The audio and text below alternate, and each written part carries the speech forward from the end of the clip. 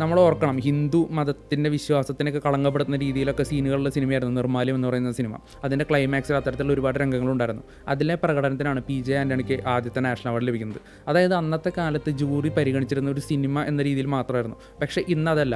ഇന്ന് മതവും ജാതിയും പൊളിറ്റിക്സ് അങ്ങനെ ഒരുപാട് കാര്യങ്ങളൊക്കെ കൺസിഡർ ചെയ്ത് തങ്ങളുടെ ഇഷ്ടക്കാർക്ക് മാത്രമായിട്ടാണ് അവാർഡ് കൊടുക്കുന്നത് തന്നെ.